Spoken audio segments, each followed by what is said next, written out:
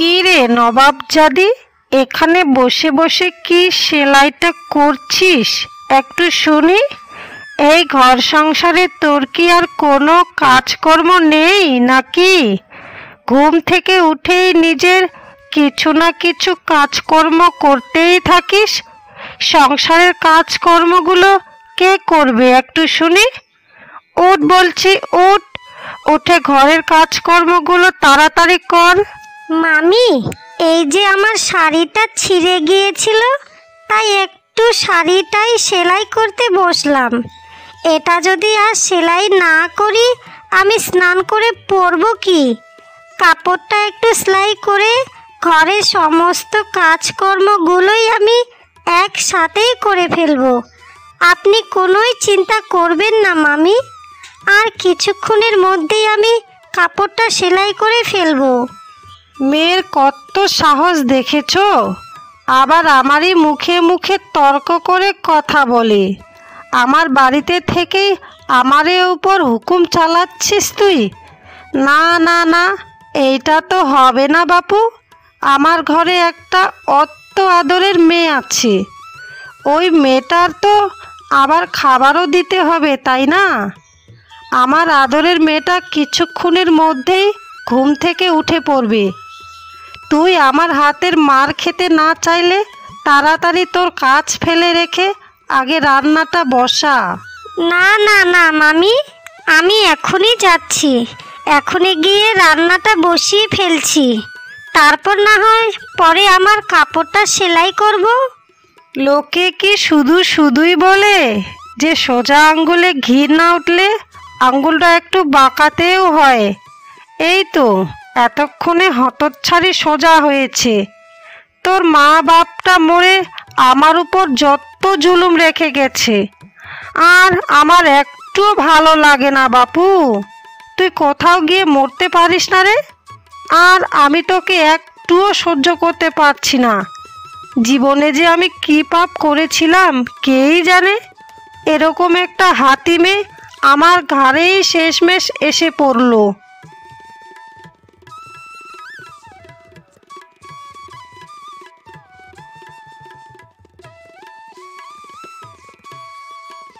কি রে মা, এখনো কি ঘুম থেকে উঠতে মন চাইছে না তোর? তোর কি শরীর টরীর খারাপ লাগছে না কি রে মা? শরীর খারাপ লাগলে তুই আমায় বল।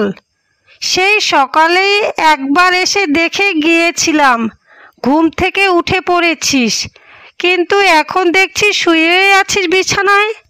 একটু তো শরীরটা আমার খারাপ লাগছেই মা, তাই শুয়ে আছি। আর এত তাড়াতাড়ি উঠেই বা কি করব আমি? ওই হতচ্ছাড়ি তো এত সকালে রান্না করবেই না। আমি সেই ছোটবেলা থেকেই দেখে আসছি ওই মেয়েটা আমাদের বাড়িতে এসে জোকের মতো রয়েছে। তুমি ওকে এখনো তাড়াও না কেন মা? সব সময় তার এত অহংকার, কি নিয়ে যে ও এত অহংকার করে সেটা তো আমি নিশ্চয় জানি। ও রূপ আছে তো একটু, সেই রূপেরই দেমাগ দেখায় সব সময়। আমার তো ওর মতো রূপ নেই, তাই আমার সাথে আরো বেশি দেমাগ দেখায়। শোনো মা, এসব রোজ রোজ আমার সহ্য হচ্ছে না। ওকে এখনই বাড়ি থেকে তাড়িয়ে দাও, আমাদের পক্ষে এটাই সব থেকে ভালো হবে। আচ্ছা মা, তুমি আমাকে একটা কথা বলো তো, ওকে বাড়ি থেকে তাড়ানোর কথা বললেই তুমি অমন চুপচাপ করে থাকো কেন বলো তো? আরে আমার বোকা মেয়ে, তুই কি এবার পাগল টাগল হয়ে গেছিস নাকি? আমরা যে বাড়িটাতে থাকছি সেটা কি তুই জানিস না? ওটা ওর নামেই ওর মা বাবা মরার আগে লিখে দিয়ে গিয়েছিলেন। তোর বাবা যখন বেঁচে ছিলেন তখন ছিলেন একেবারে অকর্মা, জীবনে কিছুটি উন্নতি করতে পারেনি। তারপরে একদিন হঠাৎ করেই মায়ার মা বাবা অসুস্থ হয়ে পড়ে। আমার হাতে মায়ের দায়িত্ব দিয়ে তারা মৃত্যু সজ্জায়। শেষে আমাকে এটাও বলে যায় যে আমার মেয়েটাকে দেখে রেখো, আমার মেয়েটার সব সম্পত্তি তো পরে তোমাদেরই হবে। তাই তো আমি ওকে এই বাড়ি থেকে তাড়াই না, বুঝেছিস? তাই তাড়াই না, তাড়াইলে তো আমাদেরই বিপদ। ও আচ্ছা, আমি এতদিনে ভালো করে বুঝতে পেরেছি মা। আচ্ছা, ওকে এই বাড়ি থেকে আর তাড়াতে হবে না, কিন্তু ওকে আমরা জ্বালিয়েই মারবো, যেন ও এসব সহ্য করতে না পেরে নিজেই মরে যায় কোথাও গিয়ে। আমি এখন যাই মা, ওকে রান্নাঘরে একবার দেখি রান্নাটা ঠিকঠাক করছে কিনা। যদি ঠিকঠাক করে না করে, আর আমি ওকে 2-3টে কথা শুনিয়েই আসবো। ওর জন্যই আমাদের প্রতিদিন খালি পেটে থাকতে হয়। সকাল সকাল রান্নাটা করলেই তো মহারানী খেপে যায়। অসভ্য মেয়ে একটা। আচ্ছা রে মা, ঠিক আছে, তাহলে তুই একবার গিয়ে দেখে আয় ওর রান্নাটা ভালো মতো করছে কিনা। যদি না রান্না করে তো কিছু একটা কুকথা শুনিয়েই আসিস, তাহলে তুই একটু মনে শান্তি পাবি, বুঝলি?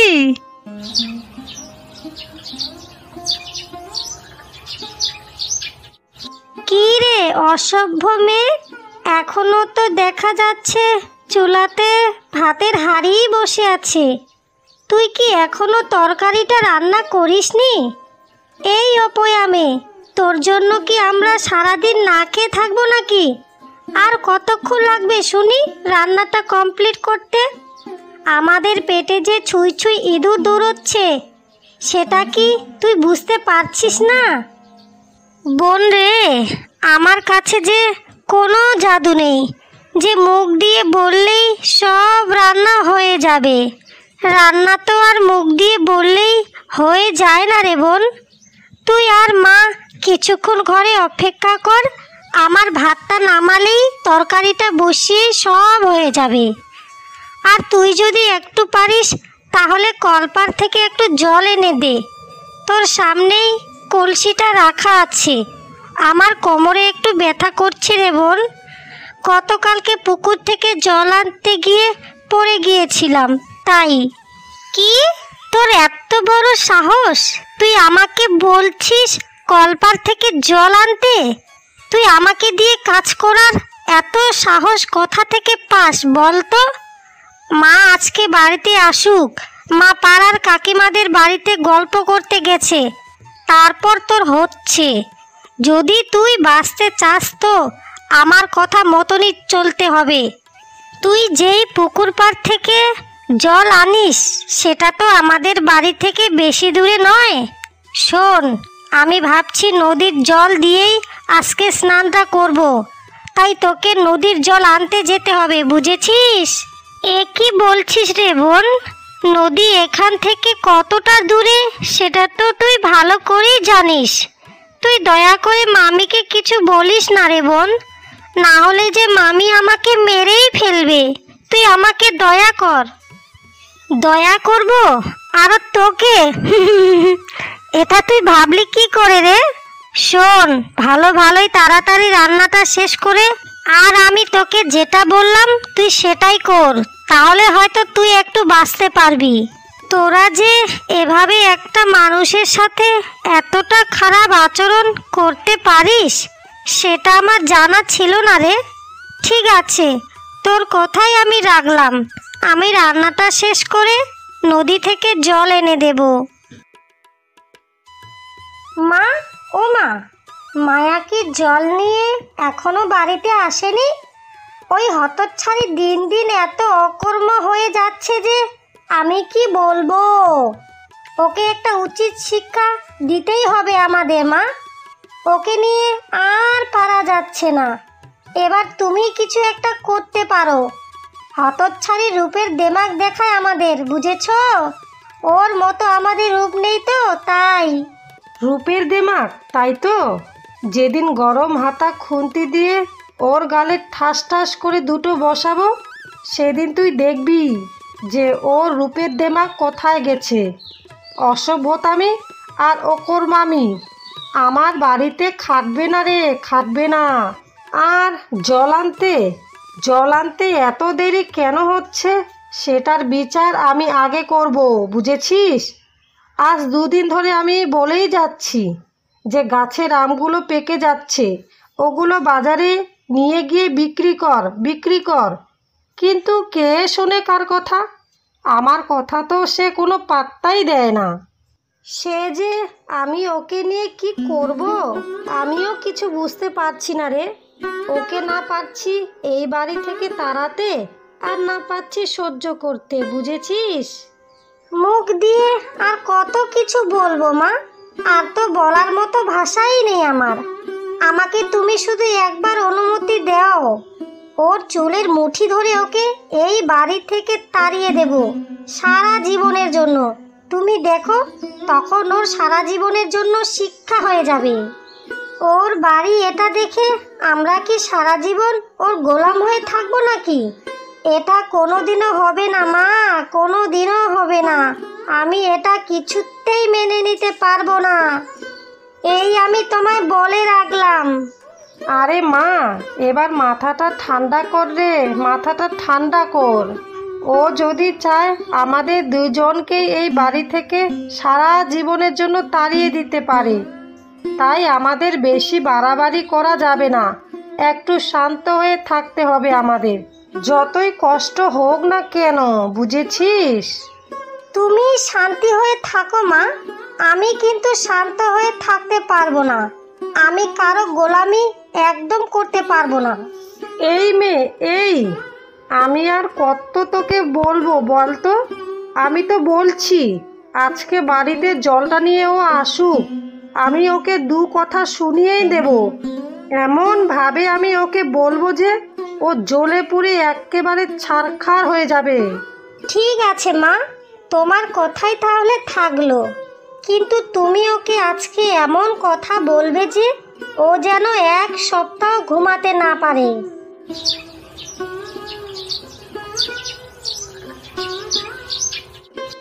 আরে বাস, এই গ্রামে ঘুরতে এসে আমি কি দেখছি!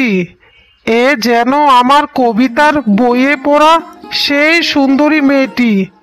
কিন্তু মেয়েটিকে দেখে তো আমার চিন্তিত মনে হচ্ছে। কি হয়েছে ওর? আমাকে জানতেই হবে। এভাবে দাঁড়িয়ে থাকলে চলবে না, আমাকে সামনে গিয়ে একবার সামনাসামনি কথা বলতে হবে। কিন্তু আমার তো আবার ভয়ও লাগছে, যদি আমার সাথে কথা না বলে। না না না না না, আমাকে ভয় পেলে হবে না, আমি যেভাবেই হোক আজকে কথা বলেই ছাড়বো। কে তুমি মেয়ে? আর তোমার বাড়ি বা কোথায়? তোমার নামটা কি দয়া করে আমি কি জানতে পারি? আমার নাম মায়া, আমি এই গ্রামেরই মেয়ে। আমি এখানে পুকুর পাড়ে জল নিতে এসেছিলাম। কিন্তু আপনি কে? আপনাকে তো আমি চিনতে পারলাম না। আর আপনাকে কোনো দিনে এই গ্রামে দেখেছি বলে আমার মনে হচ্ছে না। দয়া করে আপনি আমাকে বলবেন আপনার পরিচয় কি? আমার নাম মানিক, আর আমি শহরে থাকি। এখানে আমার একটা কাজ ছিল তো তাই এসেছি। কারণ আমি প্রকৃতিকে নিয়েই পড়াশোনা করছি, তাই প্রকৃতিকে জানতেই এই গ্রামে এসেছি। তোমার বাড়িতে কে কে আছে দয়া করে আমাকে একটু বলবে মায়া? আর তোমার বাড়িটা কোন দিকে যদি বলতে তাহলে আমার খুব বড় উপকার হতো। তোমার বাড়িতে আমার একটা কাজও ছিল।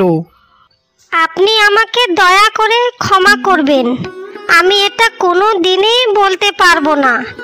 আপনার যদি বেশি প্রয়োজন হয় তাহলে আপনি কারোর কাছ থেকে জেনে নেবেন যে মায়াদের বাড়ি কোথায়।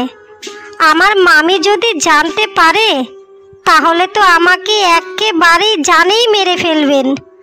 আমার মা বাবা এই পৃথিবীতে বেঁচে নেই, আমি মামির কাছেই মানুষ হয়েছি। আমি এখন যাই কেমন? আমার এমনিতেই খুব দেরি হয়ে গেছে, আবার বেশি দেরি হলেই আমাকে মামি খুব বকাবকিও করবে। ঠিক আছে মায়া, তুমি তাহলে যাও, কিন্তু তোমার সাথে আমার আবার খুব শীঘ্রই দেখা হবে। খুব ভালো থেকো তুমি মায়া, খুব ভালো থেকো। আপনার কথায় মাথা মুন্ডু আমি তো কিছুই বুঝতে পারছি না, তবে আপনিও ভালো থাকবেন। আমি তাহলে এখন আসি কেমন?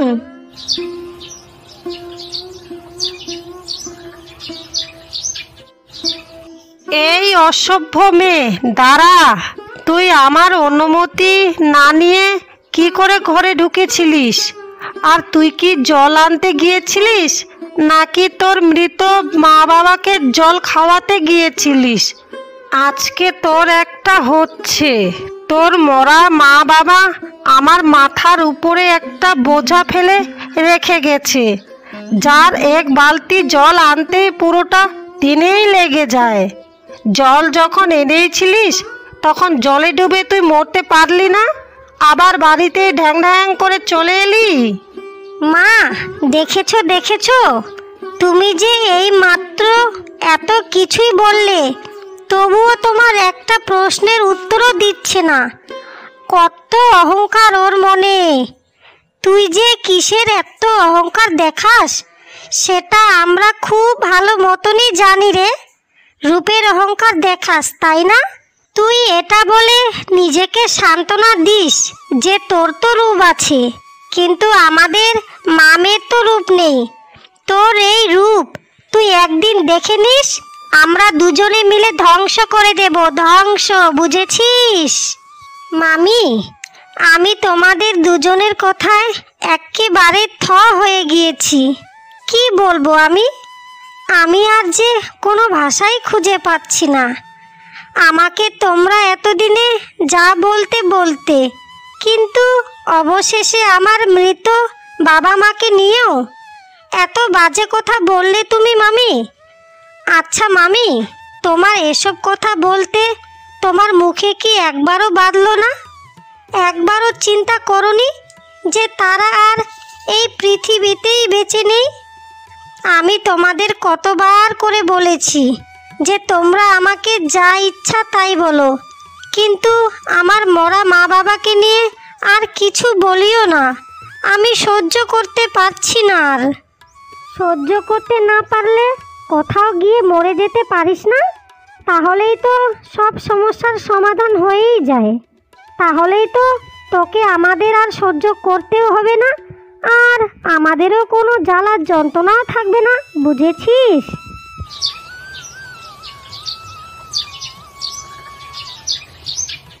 আমি যদি কোনো ভুল না করে থাকি তাহলে এটাই মায়াদের বাড়ি, তাই তো? আর যদি ভুল না করে থাকি তাহলে আপনারা হচ্ছেন মায়ার আত্মীয়। আপনি হচ্ছেন মায়ার মামি, আর উনি হচ্ছেন মায়ার বোন, মানে মামাতো বোন। ও বাবা, কিন্তু তুমি একটা স্মার্ট ছেলে হয়ে মায়াকে খুঁজতেছ কেন? বাবা বলো তো, তোমাকে দেখে তো আমাদের গ্রামের ছেলে বলে একদমও মনে হচ্ছে না। তুমি তো দেখছি শহরের ছেলে, কিন্তু মায়াকে তুমি কি করে চেনো বলো তো? আমি তো কিছুই বুঝতে পারছি না, সবটাই একটু পরিষ্কার করে আমায় বলতো বাবা। আমি মায়াকে খুব পছন্দ করি মাসিমা। আমি মায়াকে বিয়ে করতে চাই। বিয়ে করে মায়াকে নিয়ে শহরে চলে যাব। মায়া আমার পরিচিত, দয়া করে মায়াকে একটু ডাকুন। তার সামনে আমি একটু কথা বলতে চাই। শহরে আমার একটা বড় ফ্যাক্টরি রয়েছে। আমাদের বাড়িতে আশা করি মায়া খুব সুখেই থাকবে। কি, মায়া এত বড় ব্যবসায়ীর সাথে বিয়ে হয়ে যাবে? আর ছেলেটাও দেখতে কত সুন্দর। আর আমার কপালে কিছুই নেই, কিছুই নেই। কিন্তু এই ছেলেটাকে তো আমার প্রথম দেখাতেই খুব পছন্দ হয়ে গেছে। আমি বিয়ে করলে একেই বিয়ে করব, মাকে আর সব কিছুই খুলে বলবো। কিন্তু আমাকে তাড়াতাড়ি করে কিছু একটা করতেই হবে। মাসিমা, আপনার যদি অনুমতি থাকে তাহলে আমি আগামী দিনেই মায়াকে বিয়ে করে শহরে নিয়ে যাব। না না না বাবা, আমার আবার আপত্তি থাকবে কেন বলো তো? তুমি মায়াকে বিয়ে করতে চাও সেটা তো খুব ভালো কথা, তবে এখন মায়াকে একটু বাজার করতে পাঠিয়েছি, বুঝেছো?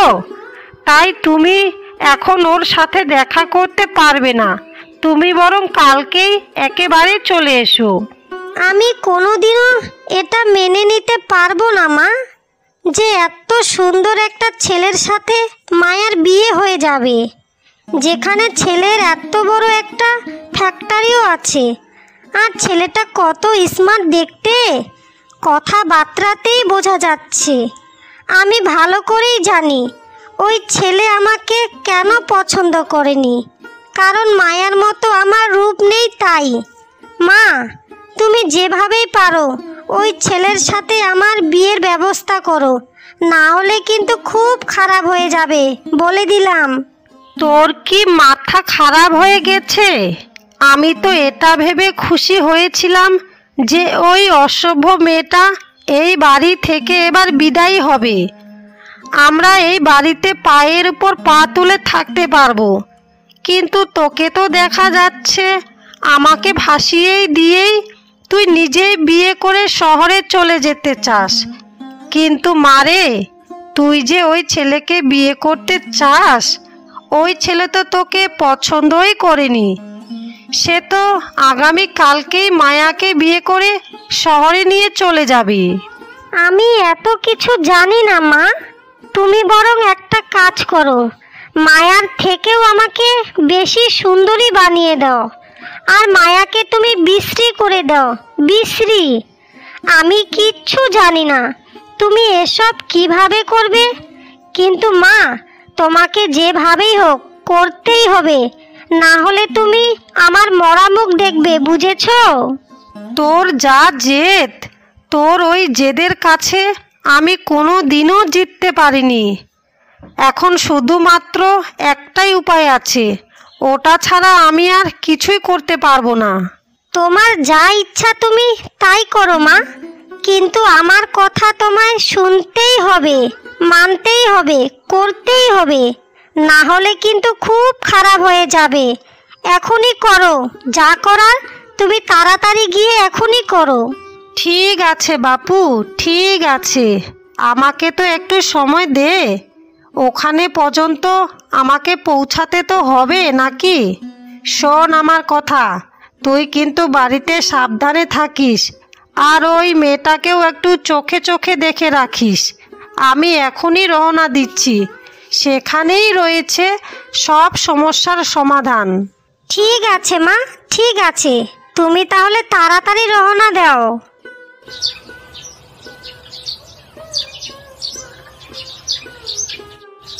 ওম গ্রিম গ্রিম চামুণ্ডায় নমঃ। ওম গ্রিম গ্রিম চামুণ্ডায় নমঃ। একদিন এই পৃথিবীর সব থেকে বড় তান্ত্রিক হব আমি, একমাত্র আমি, শুধুই আমি। হা হা হা হা হা হা। এই জঙ্গল আমি আমার হাতের মুঠোয় করে নিয়েছি। এখন এই জঙ্গল থেকে পেরিয়েই এই পৃথিবীকে আমার হাতের মুঠোয় করে নেব। হা হা হা হা হা হা। তান্ত্রিক বাবা, ও তান্ত্রিক বাবা, আমাকে আপনি সাহায্য করুন, আপনার পায়ে পড়ি বাবা। আপনি তো সব কিছুই করতে পারেন বাবা। আমার মতো এরকম একটা অসহায় মানুষকে আপনি সাহায্য করুন বাবা। দয়া করুন আমাকে বাবা, আমাকে দয়া করুন। আপনার আমি পায়ে পড়ি বাবা, এটা আমার মেয়ের জীবন মরণের ব্যাপার। আমি শুধু দুষ্টু লোকেদেরই সাহায্য করে থাকি। তুই একটা দুষ্টু মহিলা, সেটা আমি ভালো করেই দেখতে পাচ্ছি। তোর মনের ইচ্ছা এবার পূরণ হবে, আমি সব ঠিক করে দেব। তুই এখন বাড়িতে যা, বাড়িতে গিয়ে দেখবি একদম তুই যা চাইছিলিস তাই হচ্ছে। যা বলছি যা, আর গিয়ে যত দুষ্টু লোক আছে সবাইকে আমার কথা বলবি। আমি সবাইকে সাহায্য করব, সবাইকে। মা, ও মা, তুমি চলে এসেছো? দেখো দেখো মা, আমাকে কি তুমি চিনতে পারছো? আমি তোমার মেয়ে মা। দেখো দেখো মা, তুমি আমায় ভালো করে দেখো, আমি কত বেশি সুন্দরী হয়ে গেছি। আমি এই পৃথিবীর একমাত্র সুন্দরী মেয়ে, বুঝেছো মা? আর ওইদিকে দেখো মা, ওই অসভ্য মায়াকে একবার দেখো, আজ তার কি অবস্থা হয়েছে। সেই মেয়ে সারা জীবন নিজের রূপের অহংকার দেখাতো, আজ সে কালো কুৎসিত হয়ে গেছে। মামি, আমি জানি না তোমরা দুজনে আমার সাথে এমন কি করেছো, যার জন্য আজকে আমার চেহারার এরকম কালো হয়ে গেছে। কিন্তু তোমরা বিশ্বাস করো, তোমাদের উপর আমার কোনো রাগ নেই, কোনো অভিযোগও নেই। আমি রূপ দিয়ে কি করব বলো তো তোমরা? আমি তো সেই ছোটবেলা থেকেই কপাল পোড়া। আমার মা বাবা আর এই পৃথিবীতেও বেঁচে নেই। তোমরা দুজনে খুব ভালো থেকো মামি, আর খুব সুখীও থেকো। সুখে তো আমরা থাকবই রে, সেটা কি আরো তোকে নতুন করে আমাদের বলে দিতে হবে রে কালী? এখন ওই শহরের বাবুর সাথে আমার একমাত্র মেয়ের বিয়ে হবে, আমার একমাত্র সুন্দরী মেয়ের। আরে মায়া, তোমার কি শরীর খারাপ? তোমাকে আজকে এরকম দেখতে লাগছে কেন বলো তো? আমার মায়ের সাথে তোমরা কি করেছো? তাড়াতাড়ি আমাকে উত্তর দাও, না হলে তোমাদের দুজনকেই আমি পুলিশে দেব, এই বলে দিলাম। আরে বাবা, আমরা এমন মায়ার সাথে কিছুই করিনি। ওই মায়া জীবনে এত পাপ করেছে যে সে তার পাপের শাস্তি এখন পাচ্ছে। তুমি দেখছো না ওর গায়ের রংটা কালো কুচকুচে হয়ে গেছে? আমি কি বলছি কি জানো বাবা, তুমি এবার আমার মেয়েটাকেই বিয়ে করে শহরে নিয়ে যাও। আমার মেয়েটার দিকে একবার দেখো, সে আজ কতই সুন্দরী হয়ে গেছে। আমার মেয়েটা খুব সৎ, দেখছো না? তার শরীরেই সব প্রমাণ আছে।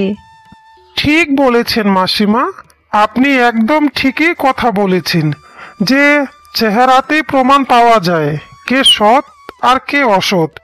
তবে কি আপনি জানেন মাসিমা, মায়ার রূপের যে মায়া আর মন যে সুন্দর, সব কিছুতেই হার মানায়। আর মায়া পাপী হতে পারে না, এটা আমি কখনোই বিশ্বাস করি না। মায়ার চেহারার সৌন্দর্য দেখে আমি ওকে ভালোবাসিনি মাসিমা, তার মন দেখেই আমি ওকে ভালোবেসেছি। আর আপনি আমার সাথে কোনো রকমেরই চালাকিভাবে কথা বলবেন না। আমি গ্রামের মানুষের কাছে সব কিছুই শুনেছি যে আপনারা এতদিনে মায়ার উপরে কত নির্যাতন অত্যাচার করেছেন, আর আপনারা এখন সেই বাড়িতেই আছেন, সেটা মায়ার বাড়ি। আমি আপনাদের দুজনকেই এই বাড়ি থেকে খুব তাড়াতাড়ি বিদায় করব। তুমি এখন চলো মায়া। এ কি হলো মা? ও আমাকে বিয়ে করবে কি? আমার দিকে তো একবার ফিরেও তাকালো না। ও তো মায়াকে নিয়ে চলে গেল মা, সারা জীবনের মতো চলে গেল। আমি এখন কি করব মা, কি করব? আমি কিছুই বুঝতে পারছি না। শোন রে হতচ্ছাড়ি, আর সব কিছুই হয়েছে শুধু তোর জন্যই। যে একটা বাড়িতে একটু থাকছিলাম, সেই বাড়িতেও আর আমরা থাকতে পারবো না। তুই থাক তোর বিয়ে নিয়ে, আমি গেলাম আমার মতো, বুঝেছিস?